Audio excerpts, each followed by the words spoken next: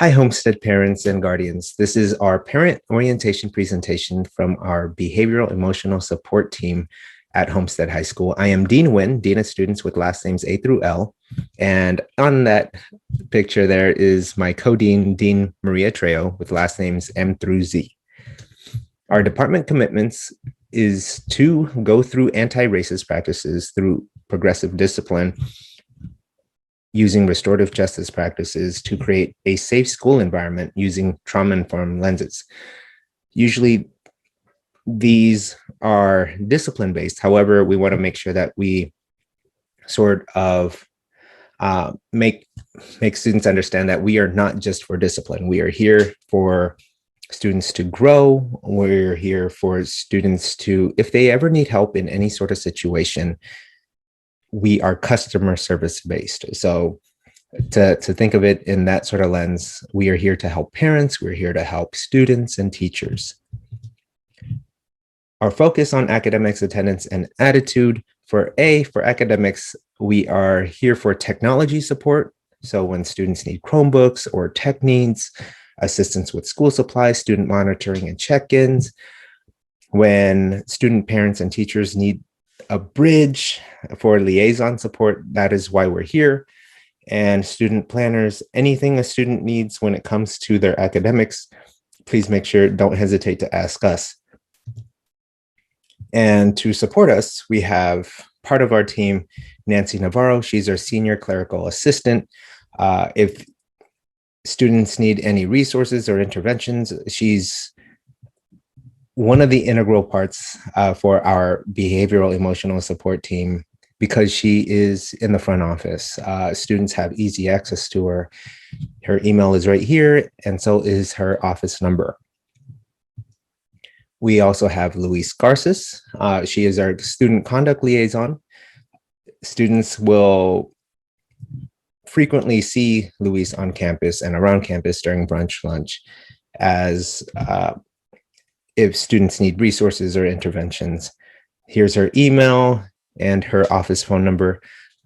Students and parents should know that she is rarely in her office, as she will be around school and helping maintain a safe and wonderful environment on our campus. Attendance. Attendance is mandatory. Each time a student is absent, about 2 class periods during the week, there will be notifications. We do have an absenteeism program for excessive absences of 10 or more.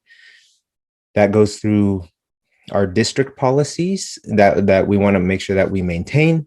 Students and teachers, students need to make sure that they notify students and parents need to make sure that they notify the school, and I'll make sure that we include the numbers and the emails that you need to know for this. But just in case you have an excused absence or an unexcused absences, teachers are not required to give makeup work for unexcused absences. So please be mindful of that.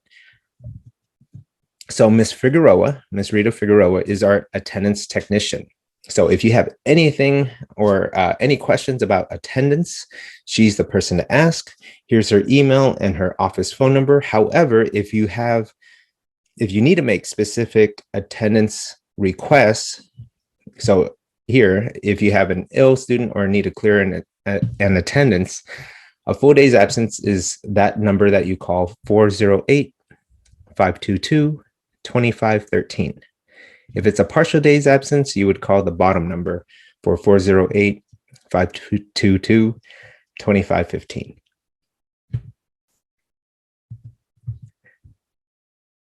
Another person that is integral to our behavioral emotional support team, or our BEST team, is Dan Newsome. He's our health clerk and athletic trainer. He's very wonderful when students need help or in need.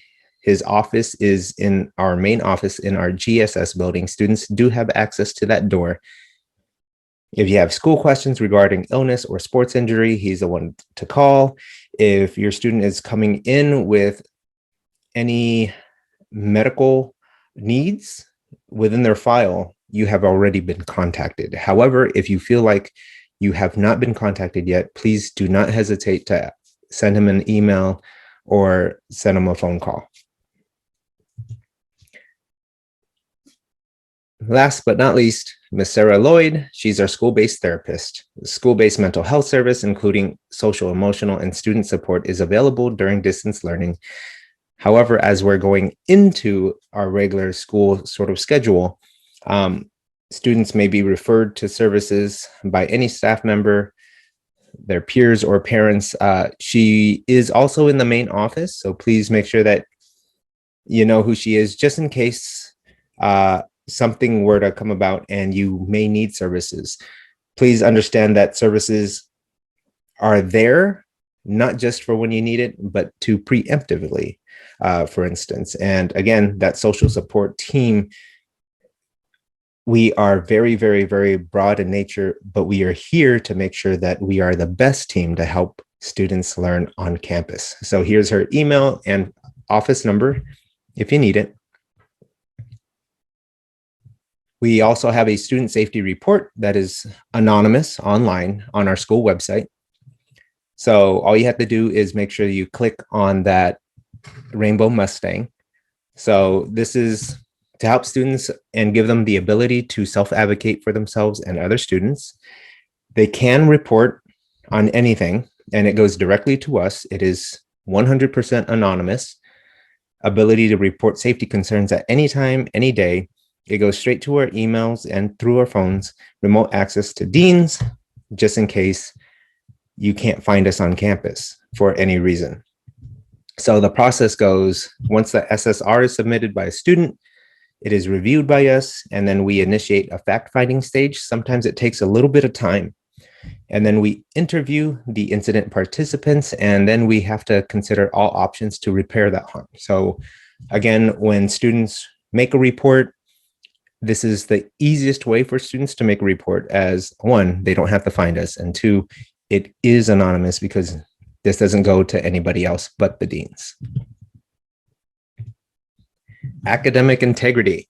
So last year through distance learning, academic integrity really was very much tested. And we want to make sure that we voice this concern to parents and students, because we want to take the pressure off of making those shortcuts and to help students grow and to become a global citizen. So students need to be clear of teacher expectations for collaborative assignments when they can and cannot use their group members' work, right? So if there's a question in mind where you don't know, please make sure that students ask for clarification from the teacher when questions arise. Parents, please check in and assist with time management and due dates. Sometimes students feel like they're backed up against the wall and they have no choice but to sort of cross that line of their integrity. That's not the case. We also have support on campus. So academic support on campus. So we have math tutoring, we have various tutorials, and students can check in with their teachers whenever they need to. Please reach out for help if you feel that pressure, and if you feel that pressure to take a shortcut or become overwhelmed. Again, this is part of the BESST team. Come for us for help if you ever need it. This is our FUHSD academic honesty policy. It comes straight from the district and we do enforce it. The definition is academic dishonesty is using a person's work, concepts, design, data, ideas, research, or documentation without giving proper credit to the source. It goes beyond plagiarism to also include lying, cheating, using or providing unauthorized materials in preparation for an exam, test, quiz, or using or providing unauthorized materials during an exam, test, or quiz, and other acts, such as theft or falsification of records and files. Usually, when it comes to taking a test on campus, there are some teachers that have students fill out an academic integrity statement with their signature. They will go over it right before the test also. So when a student commits an academic honesty violation, it becomes super severe and it is a discipline issue. So parents, please make sure that you speak to your students about this. it is super important as this sometimes does affect college acceptance. Safe routes to school. So there are a couple of routes that are easier or more optimum to make sure that you get to campus. And we are looking for parents that are interested to joining our Safe Routes to School group. A lot of the say goes into our community to build maps like this. And when it comes to coming to school, we prefer it if students bike to school. One, it is safer as there's less traffic on the roads. There is also less ticketing if students bike to campus. There are officers that will, or sheriff's deputies that will enforce these laws on our campus to make sure that parents are following the way. But please make sure that when you're dropping off your students or they're biking onto campus, make sure that you follow the suggested routes. We have bike locks or bike stations on 2 places on campus. And we have about 2 to 3 entrances on campus where students can bike onto campus easily. There are also 2 drop-off locations that we have on this map. One is right over here in the horseshoe that we have in front of the school, and the other part is in the student lot. Please understand the signs when you're entering and leaving the parking lot, as signs like on the horseshoe, you can't make a left turn. However, when you are in the student lot, you can make a left turn right after you leave the parking lot. So please be wary of signs like those, as they are enforced by safety officers. Emergency protocols. In the event of an emergency, the district will contact all parents with information. Please, please, please make sure that your cell phone numbers are up to date with the school by contacting our data tech and our registrar. So if your cell phone numbers, your emails, your address are not corrected, what will end up happening is that the email bounces off when teachers or staff sends an email, or if there's an emergency and the numbers are not correct, we cannot contact parents in a timely manner. So also please stay connected to our weekly blast, TSA, Los Padres, Epitaph, social media groups, and etc. that we have on site. Again, this is the contact information for me, Dean Nguyen, Dean of Students with last names A through L, and Dean Maria Trejo with last names M through Z. There's our office numbers. Please note that I don't want to say we are rarely in our office, but we do wander about around campus very, very, very frequently.